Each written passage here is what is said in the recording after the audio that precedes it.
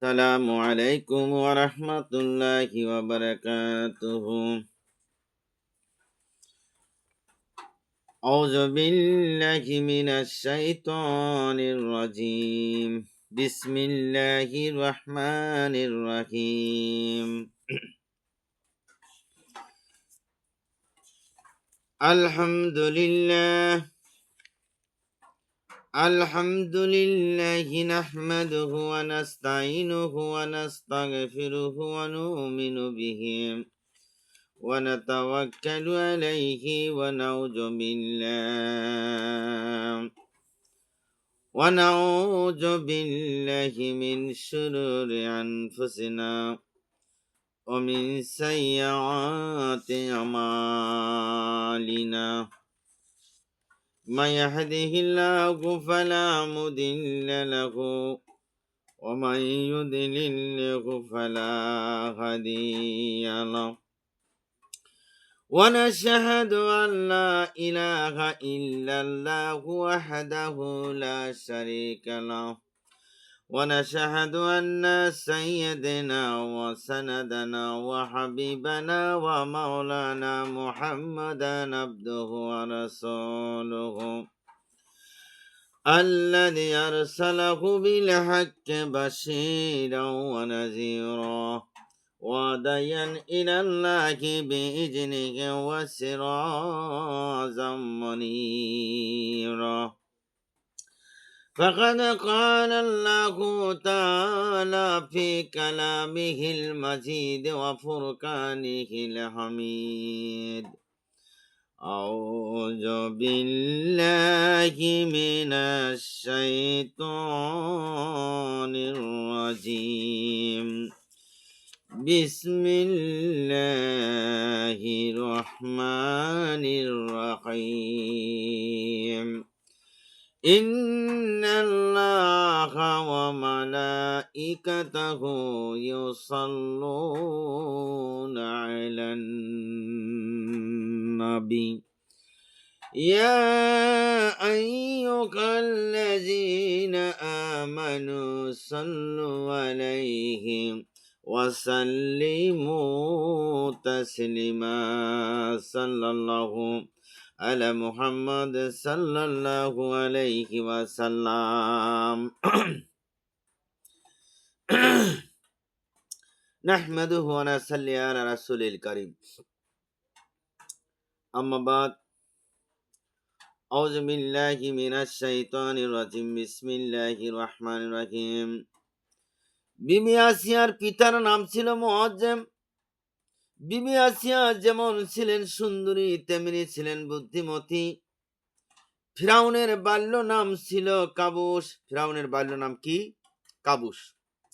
তার পিতামাতা পুত্রের চরিত্র সংশোধন করার জন্য দেশের সেরা সুন্দরী আসিয়ার সঙ্গে ফিরাউনের বিবাহ দিয়েছিল। কিন্তু কথায় বলে না, কয়লা ধুলে ময়লা যায় না। দিন যত যেতে লাগলো, কাবুস ততই ভীষণ পাপাচারী হয়ে উঠতে লাগলো। বিবি আসিয়া অনেক চেষ্টা করেও তাকে ঘরমুখী করতে পারল না। অবশেষে কাবুস পিতামাতার কঠোর শাসনের বেড়াজাল ভেঙে একদিন ঘর ছেড়ে তার এক বন্ধুর বাড়িতে গিয়ে উপস্থিত হলো। তার নাম ছিল হাম্মান। তার বন্ধুর নাম কি ছিল? হাম্মান। হাম্মানও ফিরাউনের মতোই পাষণ্ড ছিল। একদিন তারা দুইজনে মিশরে চলে গেল।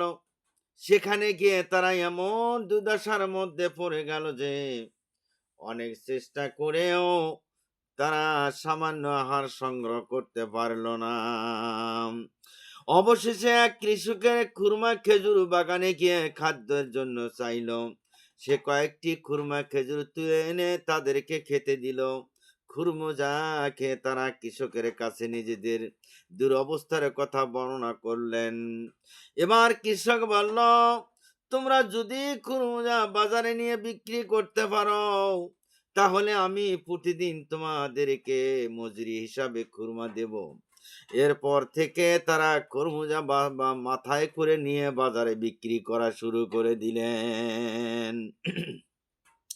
একদিন কাবুস মিশরের বাদশার কাছে গিয়ে একটা চাকরির প্রার্থনা করলেন। বাদশাহ তাকে মিশরের প্রধান গোরস্থানের তত্ত্বাবধানে হিসাবে নিযুক্ত করলেন। কাবুস একদিন অনেক উপঢৌকন নিয়ে মিশরের প্রধানমন্ত্রীর কাছে গিয়ে একটা ভালো চাকরি চাইল। প্রধানমন্ত্রী উপঢৌকন পেয়ে খুশি হয়ে তাকে প্রধান নগর রক্ষণাবেক্ষণের দায়িত্ব দিল। আর তার স্থানে নিয়োজিত হলো হাম্মান। হাম্মান কি করে তখন? ওই কবরস্থানের দায়িত্ব পেল। কিছুদিন পর প্রধানমন্ত্রীর মৃত্যু হয়ে গেল। মিশরের বাদশাহ কাবুসকে প্রধানমন্ত্রীর দায়িত্ব ভার গ্রহণ করার জন্য অনুরোধ করলেন। কাবুস তো অবাক হয়ে গেল, তবে মনের আনন্দে ওই সুযোগ গ্রহণ করল। হাম্মানকে প্রধান নগর রক্ষণের দায়িত্ব পদে দিয়ে দিলেন। এমনি করে একদিন এক সময় মিশরের বাদশার মৃত্যু যখন হয়ে গেল, কাবুস সঙ্গে সঙ্গে সুযোগ গ্রহণ করলেন। সুযোগ পেয়ে হাম্মানের সহযোগিতায় দ্বিতীয় রামসিস নাম ধারণ করলেন। প্রথমে কাবুস হলো, এরপরে হাম্মান, এরপরে রামসিস নাম ধারণ করে মিশরের সিংহাসন আহরণ করলেন। কি, যখন মিশরের সিংহাসন আহরণ করলেন তখন রামসিস নাম ধারণ করলো। নাম পাল্টালো। হাম্মান হলো প্রধানমন্ত্রী। সে কাবুস একদিন এক মুঠো খাবারের জন্য মিশরের রাস্তার উম্মদের মতো ছুটোছুটি করছিল, খুরমুজার বোঝা মাথায় নিয়ে বাজারে বিক্রি করতে যাইতো। সেই কাবুসে আজ সাম্রাজ্যের ফ্রাউনের পদে উপনীত হয়ে গেল। সে মিশরের বাদশা হয়ে গেল। এবারে কাবুসের অহংকার দেখে কে? তাই একদিন ফিরাউন হাম্মানকে বলল, আমি আরো বড় হতে চাই। হাম্মান বলল, বাদশা হওয়ার পর আবার আপনি কি হতে চান? ফিরাউন উত্তর দিল, এখন আমি নিজেই খোদা হিসেবে ঘোষণা করতে চাই। হাম্মান বলল, বিশ্বজগতের মালিক হলো খোদা। একজন আছেন যিনি তোমাকে সৃষ্টি করেছেন, যিনি আমাকে সৃষ্টি করেছেন, যিনি তাম পৃথিবী সৃষ্টি করেছেন, তিনি হলো খোদা, তিনি হলো আল্লাহ। এ বিশ্ব ভুবনের সবকিছু তিনি তো মালিক। মানুষের হায়াত মৌতের ধন দৌলত সবকিছুর যাতায়াতের মালিক তিনি আল্লাহ। তুমি আবার খোদা হবে কি করে? ফিরাউন বলল, সারা পৃথিবীর খোদা না হতে পারলেও এই মিশরের খোদা তো আমি হবই। হাম্মান বলল, দেশের অধিকাংশ লোক আজ শিক্ষিত হয়ে গেছে, তাদের ভালো মন্দ বুঝবার শক্তি আছে। ধর্মপ্রাণ লোকেরা সর্বশক্তিমান খোদাকে বাদ দিয়ে কোনোদিন তোমাকে খোদা বলে মেনে নেবে না। তারা এবার জানে তুমিও তাদের মতোই একজন মানুষ, তুমি কি করে খোদা হবে? অশিক্ষিত মূর্খ লোকদেরকে তুমি যেভাবে বুঝাবে তারা সেভাবে বুঝবে, কিন্তু তাদের সংখ্যা হলো অল্প। ফেরাউন চিন্তিত হয়ে পড়ল, তাহলে উপায় কি খুঁজে বের করো বন্ধু? হাম্মান বলল, দেশে যাতে ভবিষ্যতে কোনো লোক শিক্ষিত হতে না পারে সেই চেষ্টা করতে হবে। দেশের মধ্যে যেন শিক্ষিত না হতে পারে সেই চেষ্টা করা হবে। স্কুল কলেজ বন্ধ করে দেওয়া লাগবে। এইরকম বন্ধ তো বর্তমান সরকারও একবার দিয়েছিল, স্কুল কলেজ সব বন্ধ। দেশের স্কুল মাদ্রাসা সব বন্ধ করে দিতে হবে। সব প্রকার ধর্ম আলোচনা, ওয়াজ নসিহত সব বন্ধ করে দিতে হবে। হাম্মানের যুক্তি মতেই ফিরাউন পরের দিন কঠোর আইন ঘোষণা করে দিল। আজ থেকে মিশরের যাবতীয় স্কুল কলেজ মাদ্রাসা সব বন্ধ ঘোষণা করা হলো। এখন থেকে দেশে যদি কেউ বিদ্যা অর্জন করে, কোনো মাদ্রাসা যদি খোলা থাকে, তাহলে ওয়াজ নসিহত যদি হয়, তাহলে তাদের বিষম মার দেওয়া হবে, তাদেরকে কঠোর শাস্তি দেওয়া হবে। এভাবে ফিরআউন দেশের মধ্যে ঘোষণা করে দিলেন। এভাবে আইন অমান্য করার অপরাধে বহু লোকের প্রাণ দিতে হলো। আমার ভাইয়েরা, জ্ঞানের কথা, ন্যায় অন্যায়ের কথা বলা যায় নাই, ধর্মের কথা আলোচনা করা যায় নাই, কেউ সাহস পায় নাই। সারা দেশে অজ্ঞতার অন্ধকারে নিমজ্জিত হয়ে গিয়েছিল। এমন সময় ফিরাউন আইন জারি করে দেশের সব জায়গায় ঘোষণা করে দিল, মিশর দেশবাসী জনগণ, সামান্য বাদশাহ ফিরাউন তোমাদের সর্বশক্তিমান খোদা, তোমরা তার মূর্তি তৈরি করে তাকে পূজা করো। আর যারা তার এই আদেশ অমান্য করবে, তাকে খোদা বলে যারা অস্বীকার করবে, তাদের প্রাণ চলে যাবে। প্রজারা ফিরাউনের মূর্তি তৈরি করে, প্রজারা কি করলেন, মূর্তি তৈরি করে, ফিরাউনের মূর্তি তৈরি করে ঘরে ঘরে তারা পূজা করতে লাগলো। বনি ইসরাইলগণ তার প্রতিবাদ করে বলল, মানুষ কখনো খোদা কোনো দিন হতে পারে না। বনি ইসরায়েলের লোকজন বলল, মানুষ কোনোদিন খোদা হতে পারে না। মানুষ তো আল্লাহর সৃষ্টি জীব, মানুষের মৃত্যু হবে, আল্লাহর কোনো মৃত্যু হবে না, আল্লাহর কোনো শরিক নাই। প্রতিটি মানুষের উচিত একমাত্র আল্লাহ পাকের ইবাদত বন্দেগী করা, তা না করে মানুষের ইবাদত করবা কেন? আমরা এখনই তা করব না, কোনোদিন করব না। ইয়া শুনে ফিরাউন গর্জে উঠল, আমরা এই রাজত্বে বাস করো, আমার রাজত্বে থাকো, আমার খাও, আমার বিরুদ্ধে তোমরা আচরণ করো না, না এটা হতে পারে না। ফিরাউন গর্জে উঠে বলল, আমি তাদেরকে সমূলে ধ্বংস করে দেব। অনেকে ফিরাউনের অত্যাচার দেশে ত্যাগ করে অন্য দেশে চলে গেল বহু লোক, আর অনেক লোক গ্রেপ্তার হয়ে গেল, কারাগারে বন্দী হয়ে গেল। আমার ভাইরা, একদিন হঠাৎ করে নীল নদের পানি যখন শুকিয়ে গেল, পানির অভাবে সারা দেশে হাহাকার পড়ে গেল। দেশের মাথাব্বরগণ এবার ফিরাউনকে এসে বললেন, হে ফিরাউন, তুমি তো খোদা বলে দাবি করেছ, আপনি যদি নীল নদের পানি প্রবাহিত করে না দিতে পারো, তাহলে আমরা কেউ তোমাকে খোদা বলে মেনে নেব না। ফিরাউন মহা চিন্তিত হয়ে পড়ে গেল, প্রজাদেরকে বলল, তোমরা ঘরে যাও, অতি শীঘ্রই আমি নীল নদের পানি প্রবাহিত করে দেব। এই বলে ফিরাউন দুঃখিত মনে একটা অশ্বে আহরণ করে নীল নদীর তীরে পাহাড়ের একটা গুহায় প্রবেশ করে সেজদায় পড়ে আল্লাহ পাকের দরবারে প্রার্থনা করতে লাগলো, হে আল্লাহ, আয় আল্লাহ দয়াময় গো, তুমি তো দয়ার সাগর, আমি তো তোমাকে তোমার সৃষ্টি জীব, তোমার কাছে আমার করুণ আবেদন, তুমি আমাকে বেয়াজ্জতি করো না গো আল্লাহ। দেখো, সে নিজে আল্লাহ বলে স্বীকার করে আর গোপনে যায় আল্লাহকে ডাকে। কিরকম পাপী! তুমি তো মহাপাপী, ইবলীসের প্রার্থনা কবুল করে তাকে অসীম ক্ষমতা দিয়েছ, আমাকেও সেই ক্ষমতা দান করো গো আল্লাহ। আমি শুধু ইহকাল চাই, আমি দুনিয়ার সুখ চাই, পরকালের সুখ চাই না।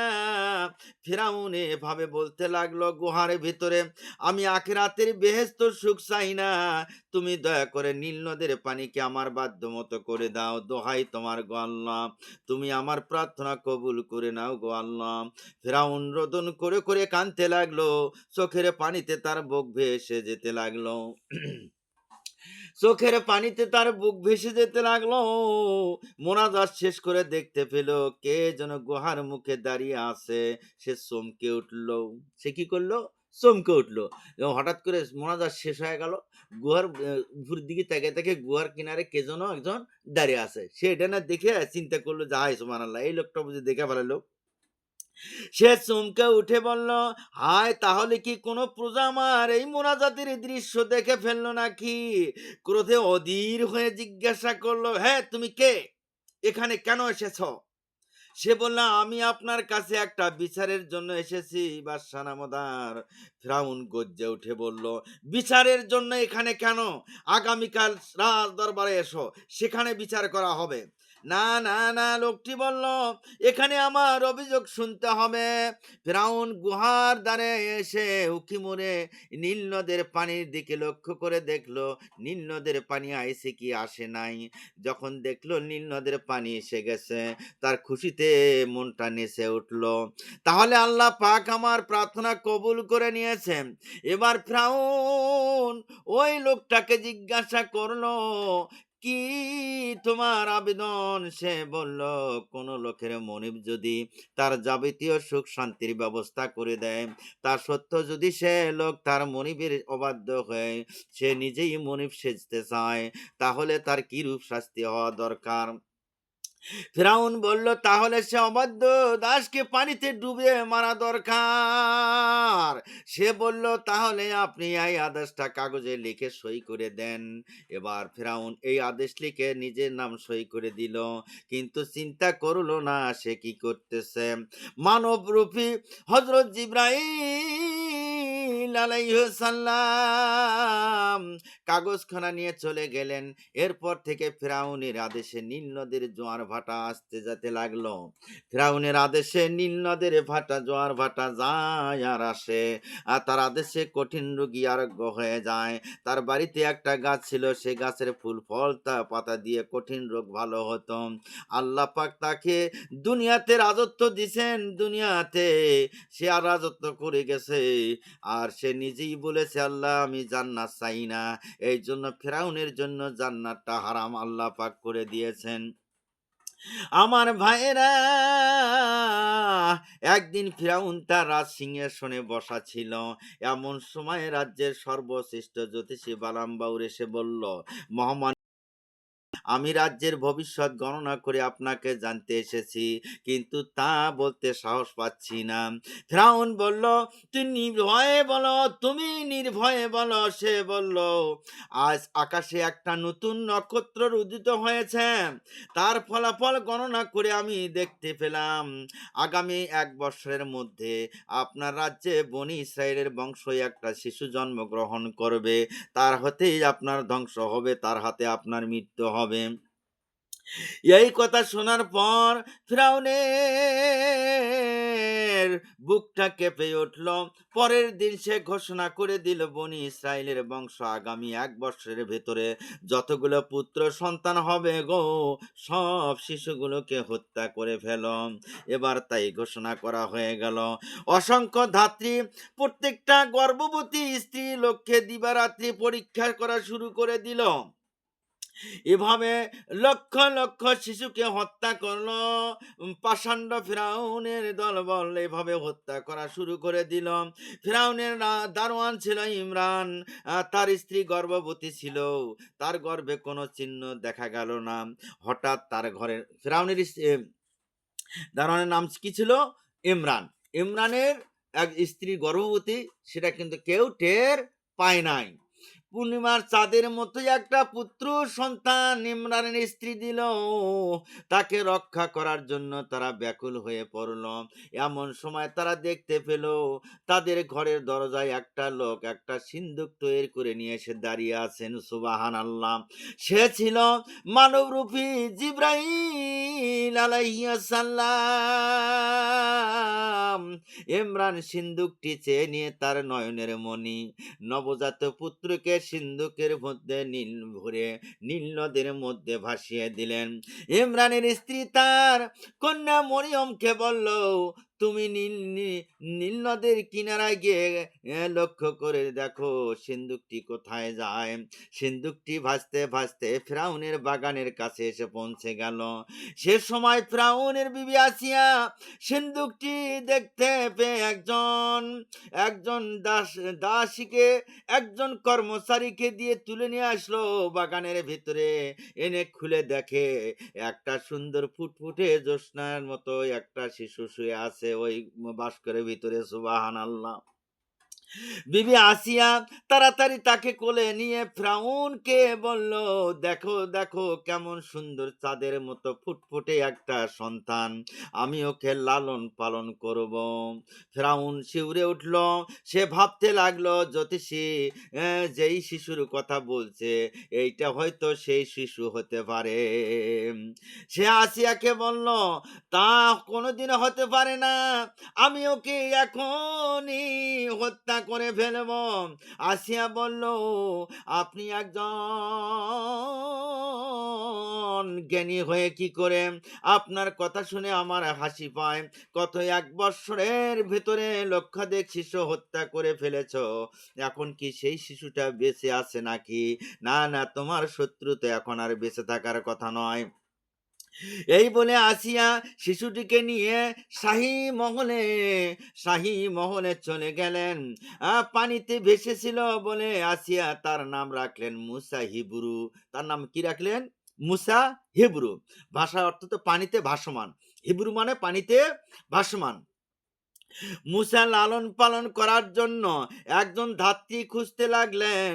বাদশার অনুচর কয়েকজন ধাত্রী নিয়ে এবার এলো, কিন্তু কারো স্তন্য পান করে না মুসা।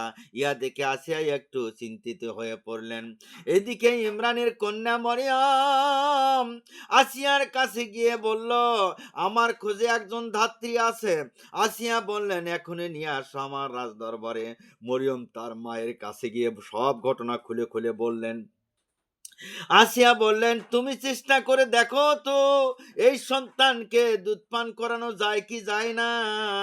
ইমরানের স্ত্রী মুসাকে বুকে তুলে নিতে শিশু তার দুধ পান করতে লাগলো। সুবহানাল্লাহ। কারণ যে সেটা তো আপন মা, নিজের মায়ের দুধ অবশ্যই খাবে, আল্লাহ পাকের হুকুম হয়ে গেছে। সুবহানাল্লাহ। আসিয়া খুশি হয়ে বললেন, শিশুটি তোমাকে ধাত্রী মা বলে গ্রহণ করেছে, তাই তোমাকে ধাত্রী নিযুক্ত করলাম, আর তোমাকে উপযুক্ত বেতন দেওয়া হবে। এমনি করে দিন যেতে লাগলো, রাত যেতে লাগলো। মুসার বয়স আস্তে আস্তে বড় হতে লাগলো। 1 বৎসর যখন হয়ে যায়, তার সুন্দর হাসি, আদো বুলি শুনে সারা মহলে সবাই তাকে আদর করতে লাগলো, স্নেহ করতে লাগলো। এমনকি ফিরাউনও মুসাকে কোলে নিয়ে আদর করে। একদিন ফিরাউন যতবারই শিশুকে চুমো দিতে যায়, শিশু মুসা ততবারই মুখ ফিরিয়ে ফিরিয়ে নেয়। ফেরাউন কি করলো, কোলে একদিন নিয়ে তাকে চুমে দেওয়ার জন্য যায়, আর মুসা আলাহিসাল্লাম সালাম কি করে, মুখটা এই দিকে এরকম সরায়। অবশেষে মুসা আলাইহিস সালাম, শিশু মুসা অবশেষে বিরক্ত হয়ে ফিরআউনের গালে এক চর মেরে দিলেন। একটা কি করলেন, চর মারলেন। একটা থাপড় যখন ফিরআউনের গালে দিলেন, 1 বছরের শিশুর চর যে এত শক্ত সে ধারণাও করতে পারে নাই। সে অনেকক্ষণ পর্যন্ত ঝিম লেগে রইলেন। তারপর বললাম, বেগম, আমি বুঝতে পেরেছি এই শিশুটাই একদিন আমার শত্রু হবে, এই হয়তো আমাকে জীবন শেষ করবে, একে এখনই হত্যা করে ফেরান লাগবে। আসিয়া বললেন, কি যে বলেন স্বামী গো,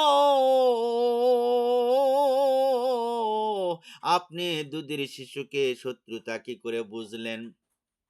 হাম্মান ফ্রাউনকে বলল, একে পরীক্ষা করা উচিত। এক পাশে স্বর্ণের টুকরা, অন্য পাশে একটা আগুনের জ্বলন্ত আংরা রেখে মাঝখানে মুসা শিশুকে ছেড়ে দেওয়া হলো। শিশু মুসা উভয় দিকে তাকিয়ে স্বর্ণের দিকে অগ্রসর হলেন। এবার আল্লাহ পাক জিব্রাইল আলাইহিস সালামের মারফতে আল্লাহ পাকের আদেশে মুসাকে জ্বলন্ত আগ্রার দিকে নিয়ে যাওয়া হলো। সুবহানাল্লাহ। মুসা এগিয়ে গিয়ে জ্বলন্ত আঙ্গারটি হাতে নিয়ে মুখে যখন দিলেন, সেই জন্য মুসার ডান হাত আর জিহ্বা পুড়ে গিয়েছিল, তাই বড় হয়ে সে তিনি কিছুটা তোতলা ছিলেন। হাম্মান বলল, শাহজাহান, শানশাহ, ও ফিরআউন বাদশাহ, মনে হয় শিশুটা অবধ, একে দিয়ে আপনার কোনো ক্ষতি হতে পারে না।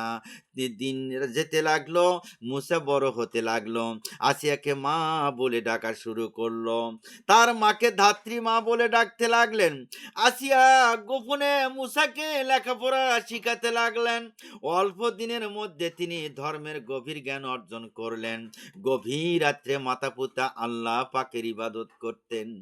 আহারে, মাঝে মাঝে ফিরআউনকে ধর্মের উপদেশ দিতে লাগলেন।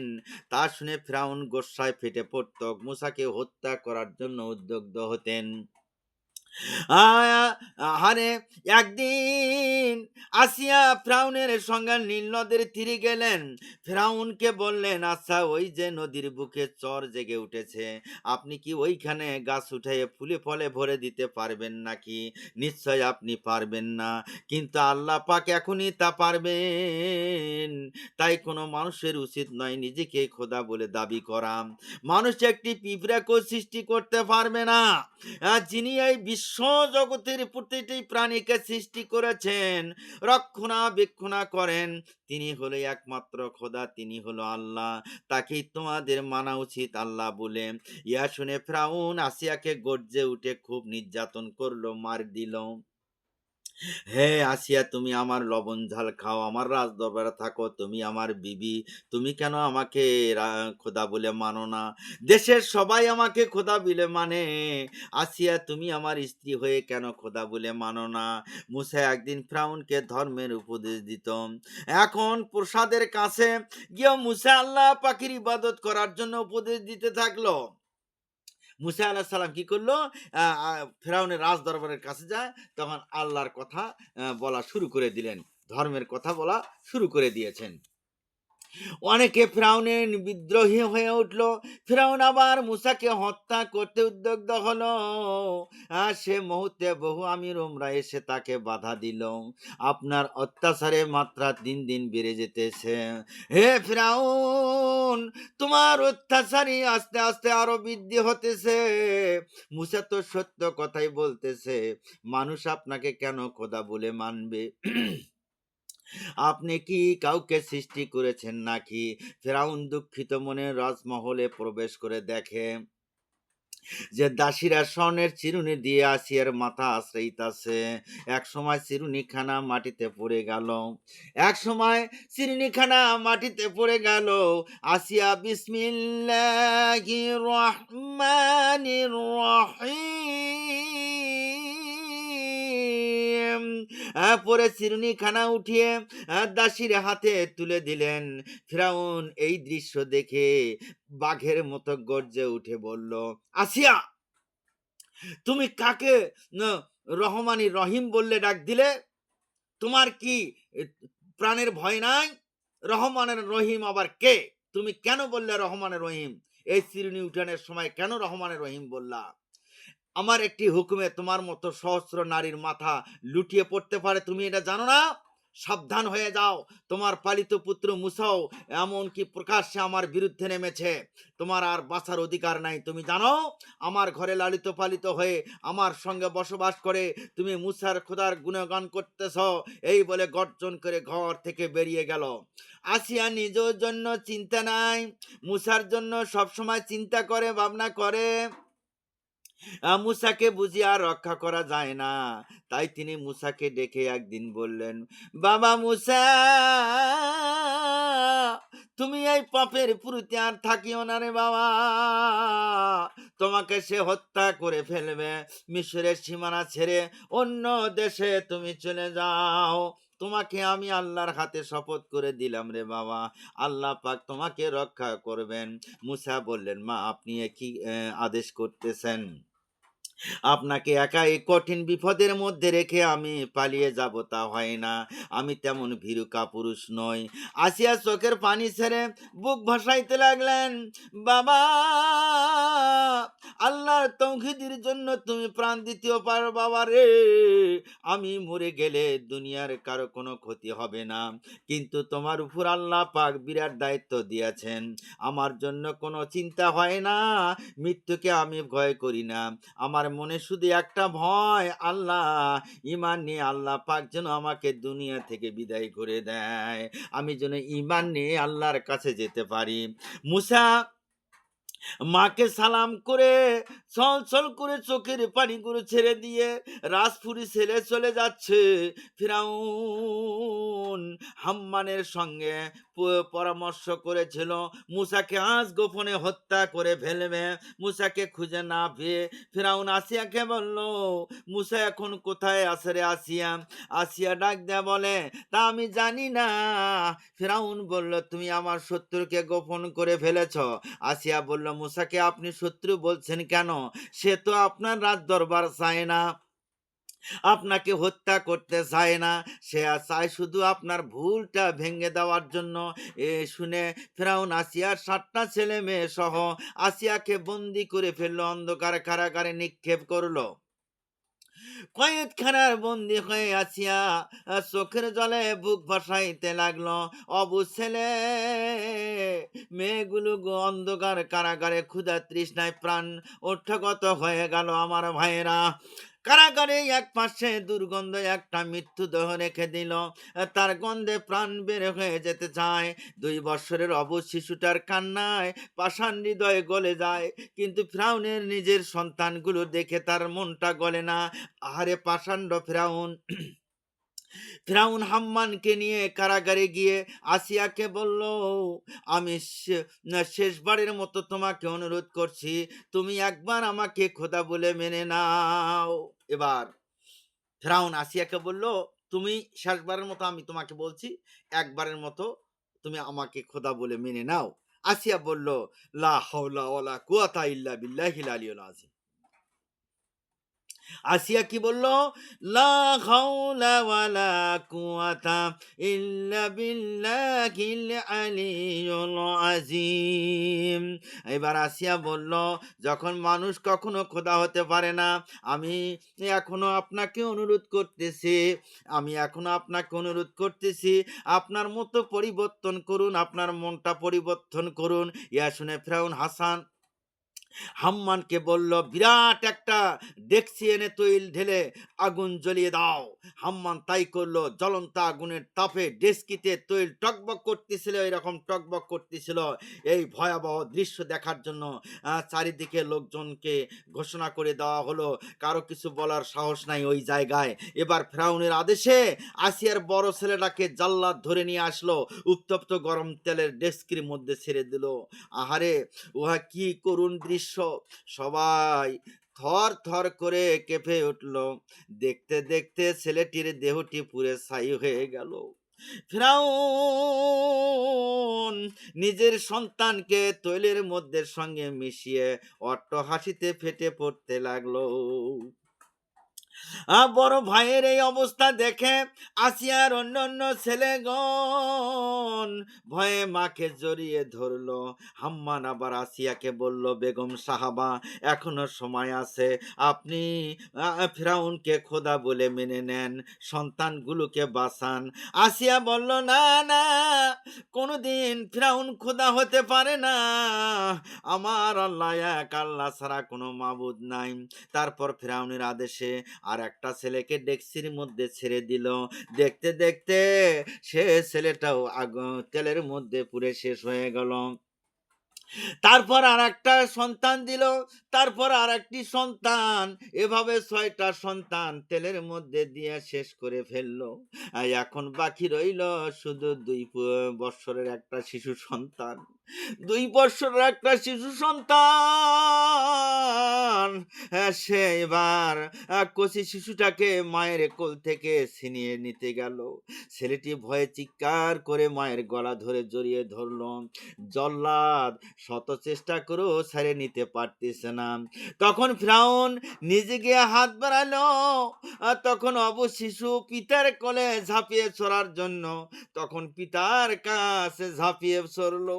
ফিরআউন নিজের হাতেই ওই শিশু সন্তানটাকে তেলের মধ্যে নিক্ষেপ করে মেরে ফেললো। আসিয়া এক মনে বলতে লাগলো, লা ইলাহা ইল্লাল্লাহু মুসা কালিমুল্লাহ, জিকির করতে লাগলো। আমার ভাইরা, মুসা আলাইহিস সালাম চলতে চলতে ময়দানে এসে যখন উপস্থিত হয়ে গেল, সারা শরীর ব্যথা, ক্ষুধার পিপাসায় অস্থির হয়ে মাটিতে ঘুমিয়ে পড়লেন।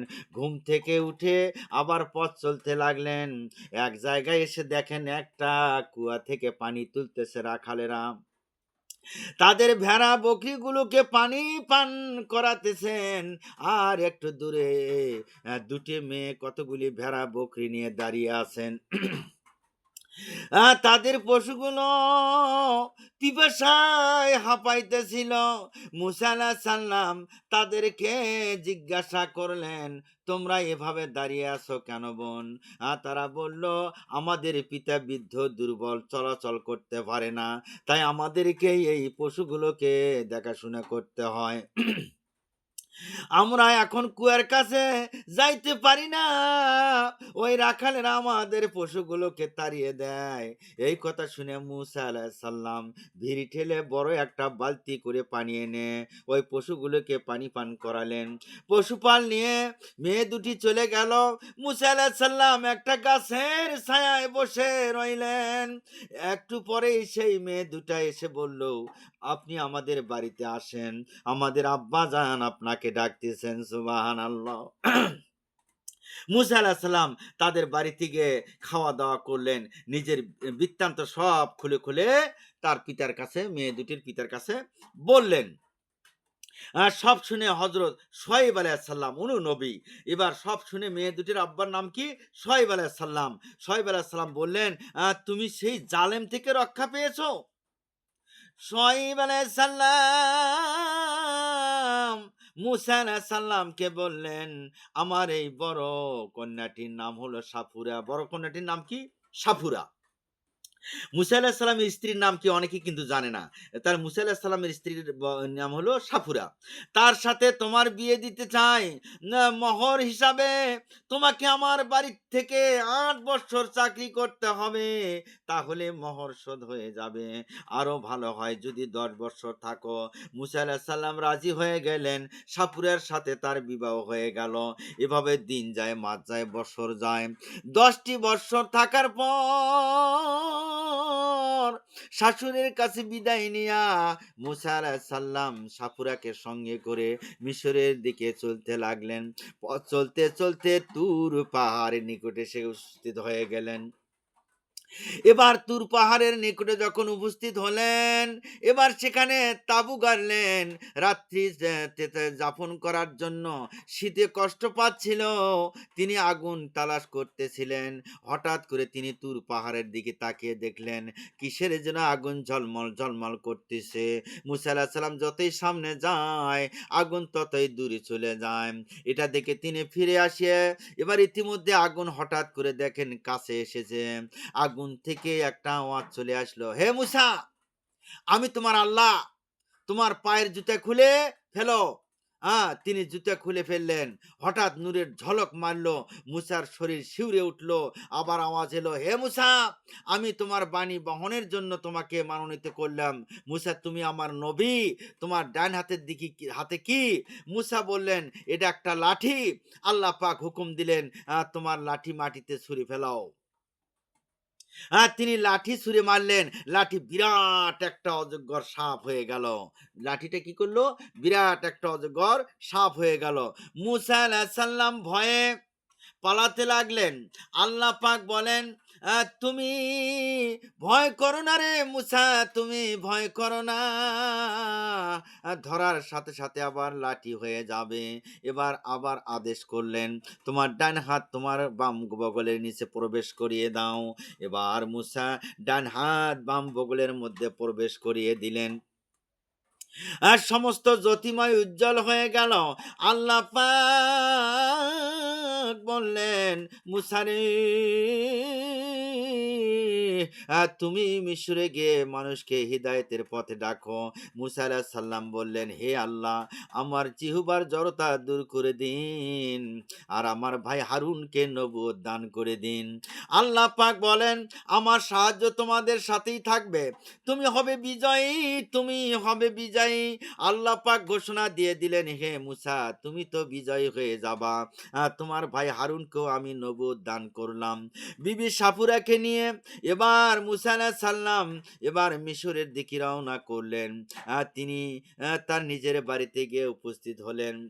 আম মাকে সাফ সাফ সব কথা খুলে বললেন। আনন্দের অশ্রুতে ভরে উঠল মায়ের দুই চোখ। তার নিজের মায়ের কাছে যে সব বললেন।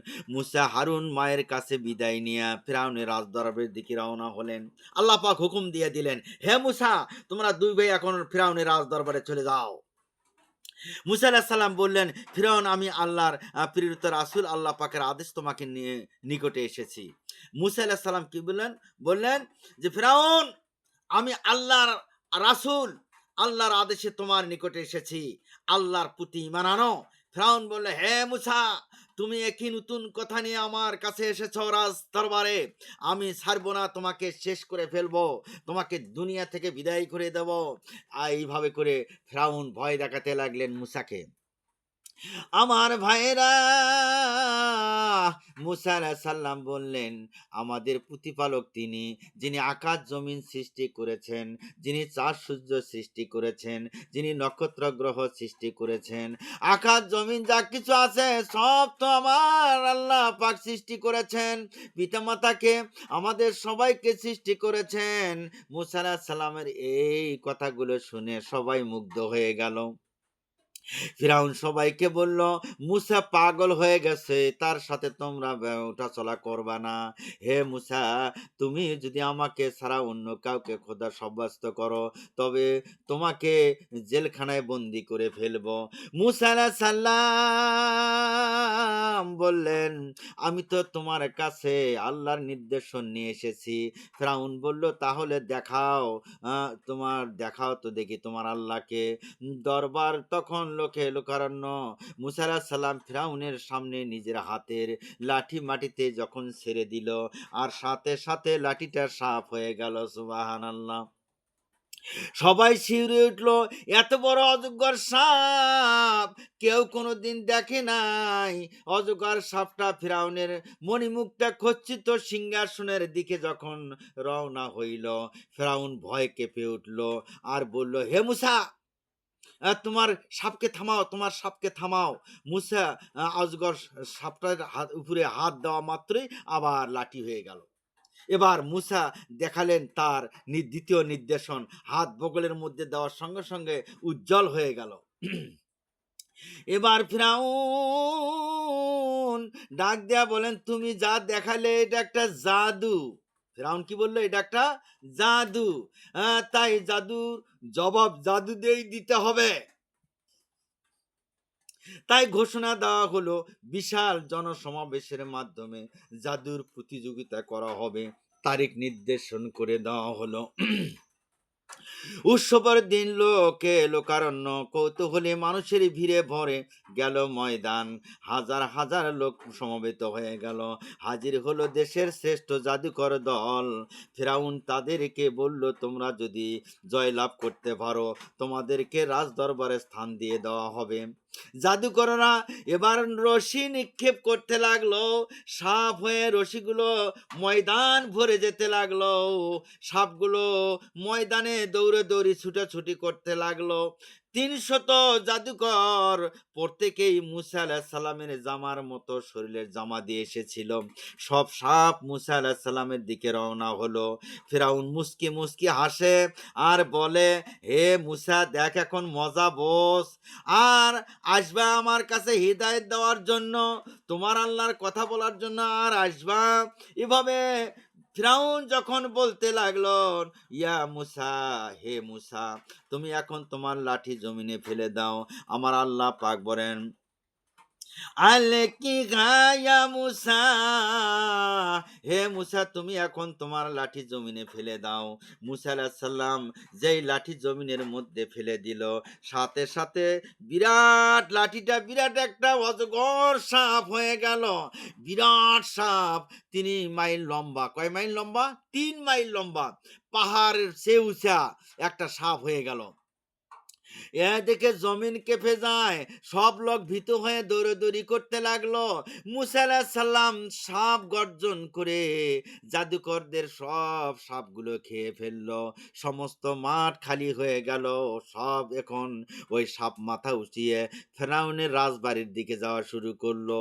ফেরাউন দৌড়, ওই ময়দান থেকে রাজবাড়ি মুখে ফেরাউনে এমন দৌড়। ফেরাউন কি করলো? রাজবাড়ি মুখে ওই সাপনা দেখে দৌড়। এখন দৌড়েস কে? এই ফেরাউন এখন দৌড়েস কা?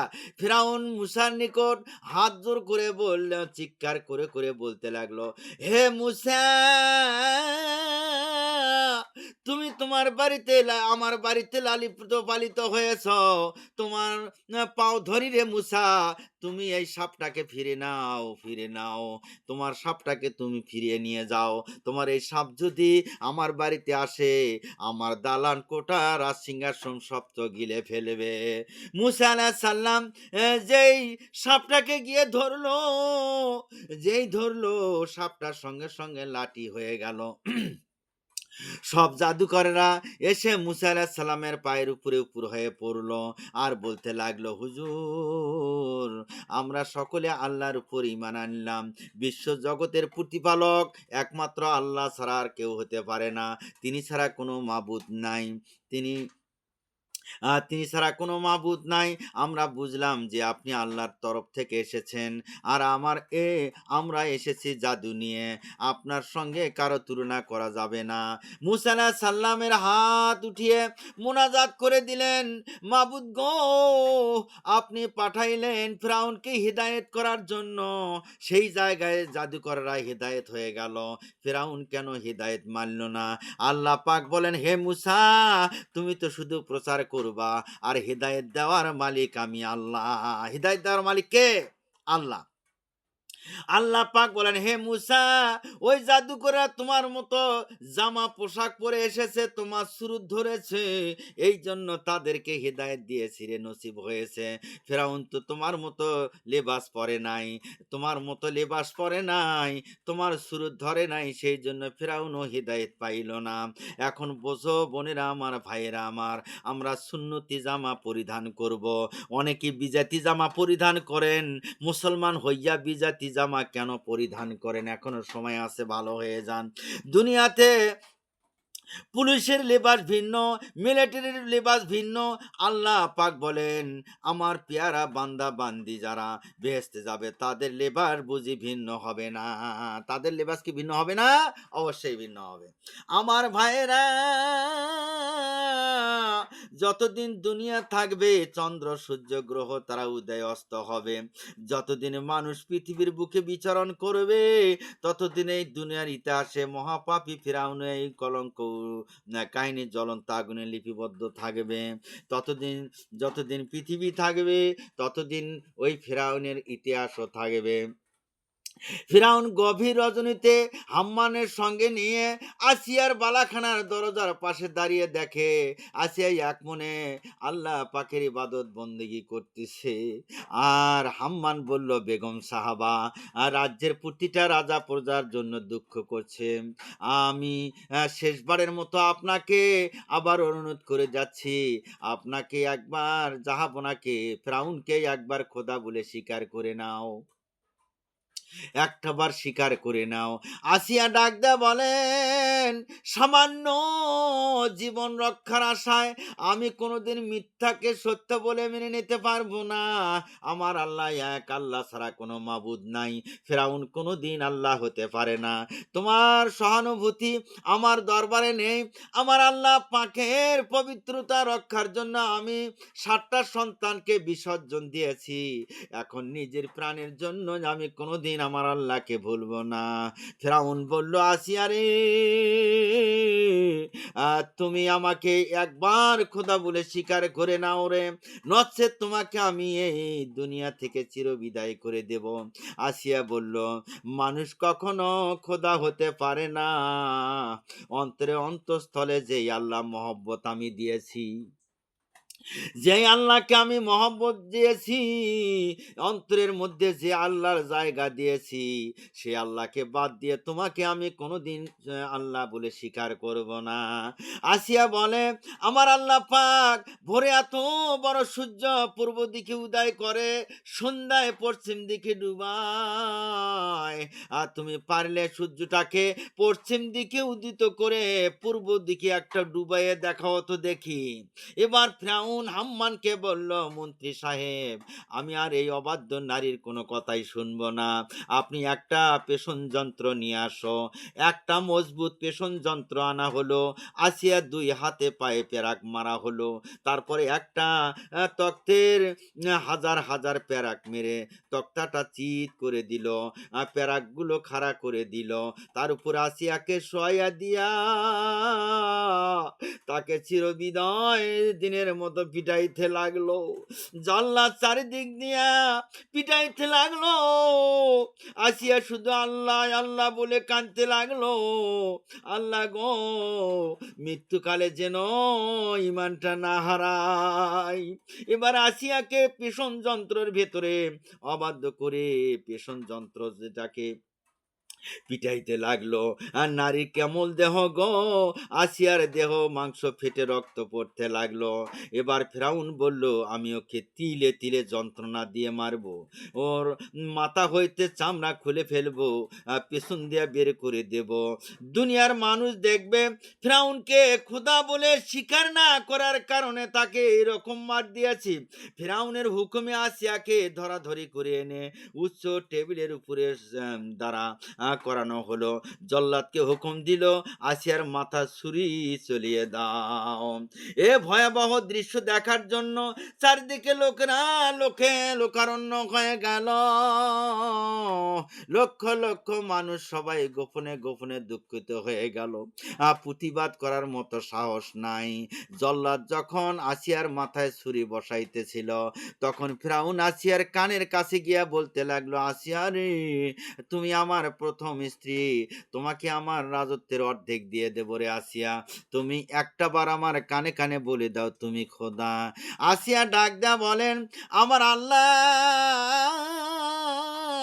পাকা মায়ের পেটে 7টা পর্দা দিয়ে সন্তানের রূহ পৌঁছে দেয়। সে কোন হালে আছে সব আমার আল্লাহ পাক দেখে। তুমি কোনোদিন আল্লাহ হতে পারো না। আমার আল্লাহ পাকের না দেখার না শোনার জায়গা এই দুনিয়াতে নাই। আল্লাহ আমার সবকিছু দেখতেছে, কানে কানে বলা লাগবে না। তোমার বাদশাহী দিয়ে আমি কি করব? দুনিয়াতে আমি কয়দিন বেঁচে থাকবো? তারপর তো আমার আল্লাহ পাকের নিকটে আমাকে যেতে হবে। ফেরাউন হুকুম দিল, হে জল্লাদ, আসিয়ার মাথা ছুরি চালিয়ে দাও রে। যখন জল্লাদ ছুরি চলিয়ে দিল, ঝপঝপ করে রক্ত পড়তে লাগলো। তখন আসিয়া ঠোঁট মোবারক কাঁপতে লাগলো। আমার আল্লাহ ডাক দিয়ে বলে, ফেরেশতারা আমার আসিয়া কি বলে রে, যাও শোনো শোনো। আসিয়া বলতে লাগলো, মাবুদ, আমাকে এমন একটা ঘর দাও গো আল্লাহ, যেন বাহির হবার সময় আমি তোমাকে দেখি, আর ঘর ঢোকার সময় যেন তোমাকে দেখি গো আল্লাহ। এই সময় আসমান কান্দে, জমিন কান্দে, ফেরেশতারা কান্দে। আমার আল্লাহ ডাক দিয়ে বলে, জিবরাইল যাও, আমার আসিয়া আমার জন্য জীবনে কুরবানি দিয়েছে রে। এই মুহূর্তে আসিয়ার সামনে জান্নাতুল ফিরদাউসটা তুলে ধরো, সুবহানাল্লাহ। আমার আসিয়া আমার জন্য যখন জীবন কুরবানি দেয়, আমি তাকে কেমন পুরস্কার দেব, একবার দুনিয়ার জমিনে দেখে দাও, দেখে দাও। আসিয়া বলে, আল্লাহ গো, তোমার দরবারে জান্নাত চাই না, তোমার দরবারে ইমান ভিক্ষা চাই। আমার মৃত্যুর আগে যেন তোমার মধুমাখা নামটা ভুলে না যায়। আমার আল্লাহ পাক বলেন, আসিয়া রে, তুমি আমার জন্য আজকে জীবন কুরবানি দিলা রে আসিয়া। তুমি রাজরানী, জীবনের মায়া করো নাই, সন্তানের মায়া করো নাই, রাজত্বের মায়া করো নাই। তোমার জীবনের চেয়ে আমি আল্লাহ তোমাকে বেশি প্রাধান্য দিলাম, মহব্বত করছে। হে আসিয়া, তুমি সংবাদ নাও, তোমাকে আমার আরশের পাশে জায়গা দিয়ে দেব রে আসিয়া, সুবহানাল্লাহ। আসিয়ার কঠোর যন্ত্রণা ছটফট করতে লাগলো, ক্ষীণ কণ্ঠে উচ্চারণ করতে লাগলো, লা ইলাহা ইল্লাল্লাহু মুসা কালিমুল্লাহ। আসিয়া প্রাণ পাখি উড়ে গেল, তিনি শাহাদত বরণ করলেন। পরে সবাই ইন্না লিল্লাহি ওয়া ইন্না ইলাইহি রাজিউন পড়লেন। আমার ভাইরা, বিবি আসিয়া মৃত্যুতে সারা মিশর জুড়ে করুণ মহা হাহাকার পড়ে গেল। যতদিন বিবি আসিয়া জীবিত ছিলেন, ততদিন বনি ইসরায়েলের উপর প্রকাশ্য অত্যাচার করতে কিতাবিগণ সাহস করত না। আসিয়াকে শহীদ করার পর সারাটি মিশরের আকার বাতাস বিচক্ত হয়ে গেল, অত্যাচার অবিচার ভরে গেল। ফিরআউন এক পরামর্শ সভা আহ্বান করলো, উক্ত সবাই মূসাকে হত্যা করার ষড়যন্ত্র করলো। এমন সময় নেমে আসলো দুর্ভিক্ষের অভাব। মূসা আল্লাহ পাকের হুকুমে ফিরআউনের জানিয়ে দিলেন যে, অত্যাচার অন্যায় বন্ধ করো, সত্য দিনকে কবুল করো, শেষ সুযোগ করে নাও। এই সুযোগ গ্রহণ না করলে আযাব তোমার উপর নাজিল হয়ে যাবে, দেশের উপর আযাব নাজিল হয়ে যাবে। ফিরআউন ঠাট্টা বিদ্রুপ করে উড়িয়ে দিল। ফিরাউন এবার ঠাট্টা করে উড়িয়ে দিল, এমন দুর্ভিক্ষ কেউ কোনোদিন দেখে নাই, ক্ষুধার জ্বালায় অনেকে লোক মারা গেল। এমন সময় ফিরাউন মুসাইর কাছে লোক পাঠিয়ে দিল যে আপনি দোয়া করে দেন, দুর্ভিক্ষ দূর করে দেখ তোমার আল্লাহ। হে মুসা, তুমি একটু তোমার আল্লাহর কাছে বলো, একটু দুর্ভিক্ষ দূর করে দেখ। তবু ফিরাউন কোনোদিন বলে না আমার আল্লাহ এ কথা বলে নাই। মুসা আলাইহিস সালাম আল্লাহ পাকের কাছে দোয়া করলেন, আল্লাহ দুর্ভিক্ষ দূর করে দাও গো আল্লাহ। ফেরাউন তার অনুসারীরা ঈমান আনলো না। মুসা বললেন আবারও আযাব আসবে, আবার তুফান শুরু হলো। তা বলল, মুসা আপনি আমাদের থেকে তুফানের আযাব দূর করে দাও রে তোমার আল্লাহকে বলো। আবার মাফ করে দেওয়া হলো। মহাপ্রেমিক মুসা আল্লাহর কাছে তুফান দূর করার জন্য দোয়া করলেন, সঙ্গে সঙ্গে তুফান থেমে গেল। কিন্তু ফিরাউন তার সঙ্গীরা ঈমান আনলো না। মুসা আলাইহিস সালাম তবু দরদ ভরা কণ্ঠে বুঝাইতে লাগলেন। তারা বিদ্রোহ করতে লাগলো। এবার আল্লাহ পাক তাকে উপর আযাব নাজিল করে দিলেন। হাজার হাজার উকুন দুনিয়াতে ভরে গেল। দেশের মধ্যে যেখানে যায় খালি উকুন, চোখের মধ্যে উকুন, শুতিতে যায় সেখানে উকুন, কাপড়ের মধ্যে উকুন, খাইতে যায় সেখানে উকুন। উকুন দেয়া দেশ ভরে গেল, শরীরের পশমে পশমে উকুন ভরে গেল, চোখের ভুরুতে উকুন, গায়ের চামড়া কুরে কুরে খাইতাছে।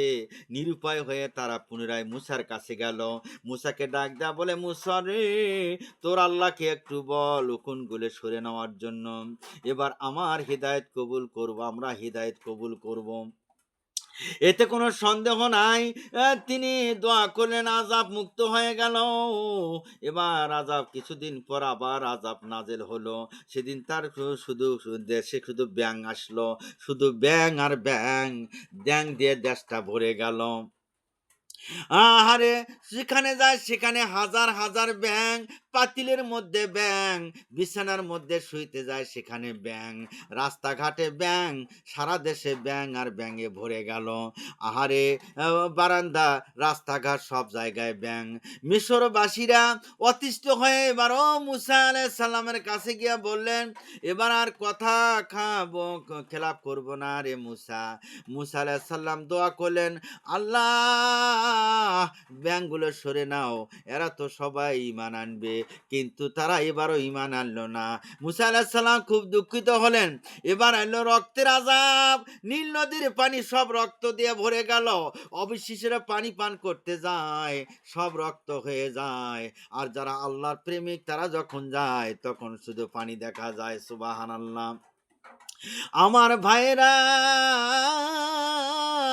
যাহারা মুসা আলাইহিস সালামের অনুসারী হলেন, তাদের উপর ফিরআউন ও তার অনুসারীরা খুব নির্যাতন চালাতে লাগলো।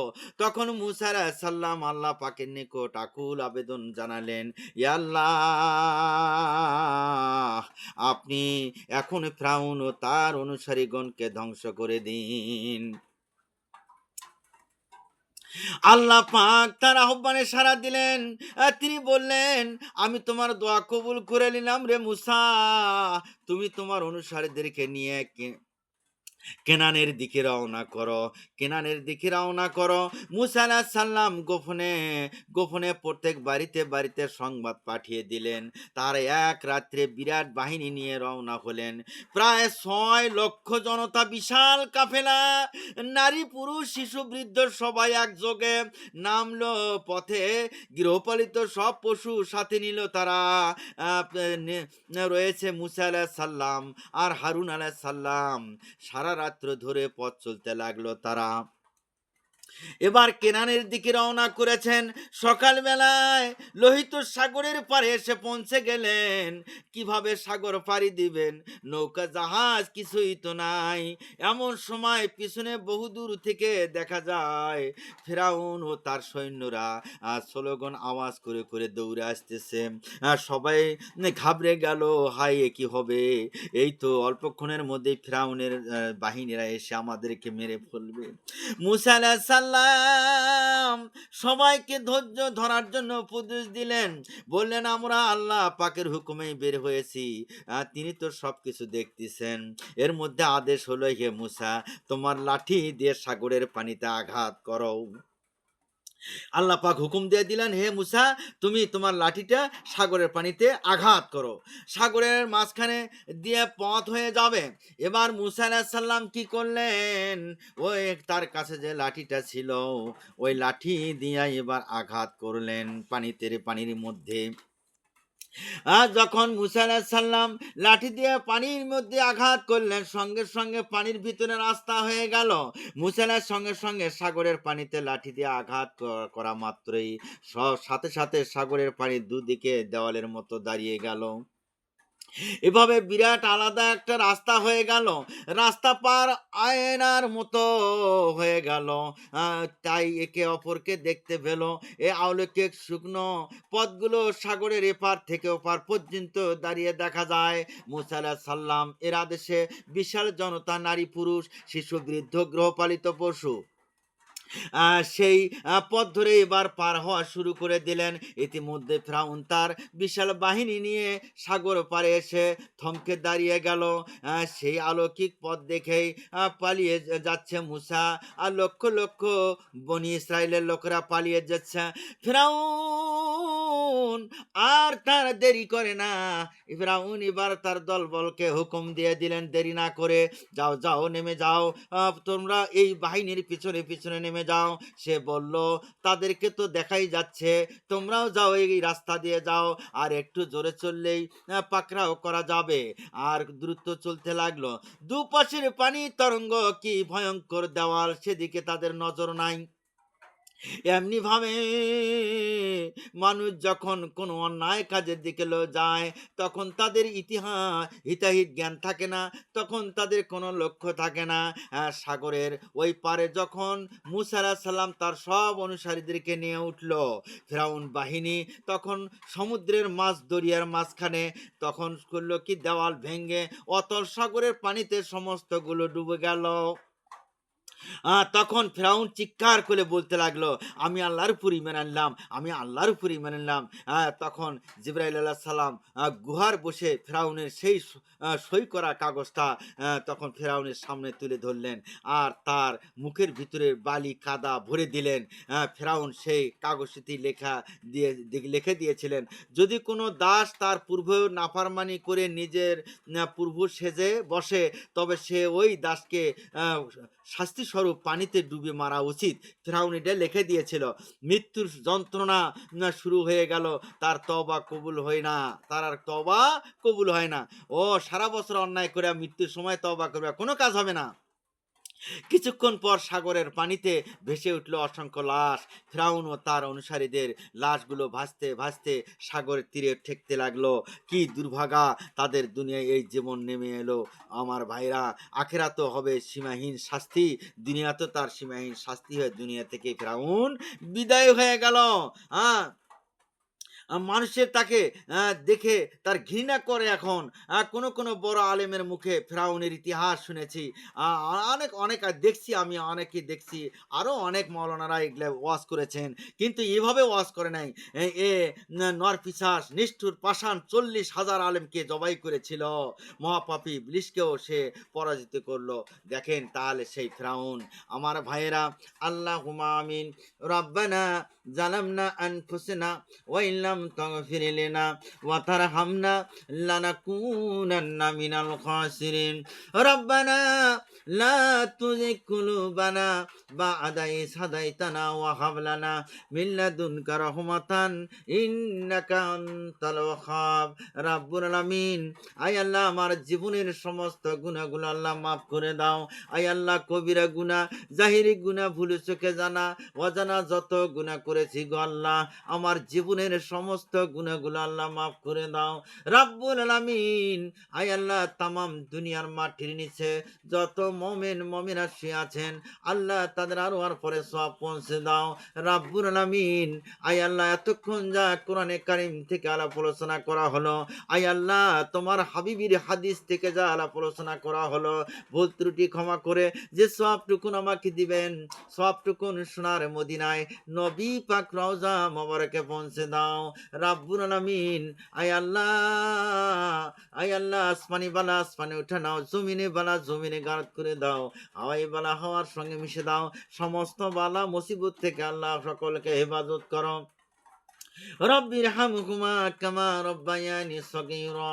اللهم صل على محمد وعلى آل محمد كما صليت على إبراهيم وعلى آل إبراهيم إنك حميد